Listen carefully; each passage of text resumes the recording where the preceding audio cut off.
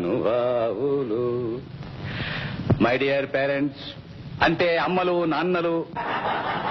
నవ్వకండి, నేను మీలో ఒకనేగా. నేను ఒక నాన్ననే. అనుకోవడానికి మనం అంతా తల్లిదండ్రులమే, కానీ నిజంగా తల్లిదండ్రులమా? తల్లిదండ్రులాగా ప్రవర్తిస్తున్నావా? ఎందుకు కాదయ్యా, మనం పిల్లల్ని కంటున్నాం, పెంచి పెద్ద చేస్తున్నాం, వాళ్ళకి చదువులు నేర్పిస్తున్నాం, వాళ్ళకి కావాల్సిన ఆస్తులు పాస్తులు ఇల్లు వాకళ్ళు అన్ని కొనిపెడుతున్నామే. ఇంతకన్నా తల్లిదండ్రులు చేసేది ఏముందంటారేమో. Correct correct. కానీ నేను ఒక చిన్న ప్రశ్న వేస్తాను. One small question. మనలో ఎంతమంది రోజు కాకపోయినా వారానికి ఒక్కసారి మన పిల్లలతో 1 గంట సేపు కాలక్షేపం చేస్తున్నారు? ఎంతమంది వాళ్ళు ఏం చేస్తున్నారు, ఏం చదువుతున్నారు, ఎలా తయారవుతున్నారని చూసుకోగలుగుతున్నాం? ఏది మనకి తీరుబడేది?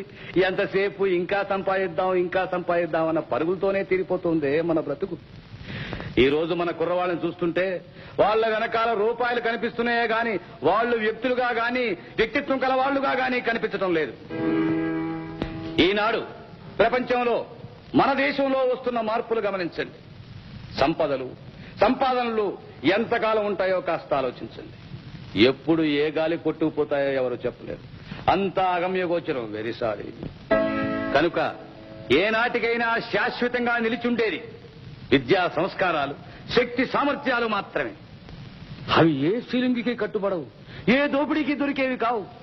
కనుక మనం తయారు చేయవలసింది మన ఆస్తులకి వారసుల్ని కాదు, మన దేశ నాయకుల మహదాశయాలకు వారసుల్ని.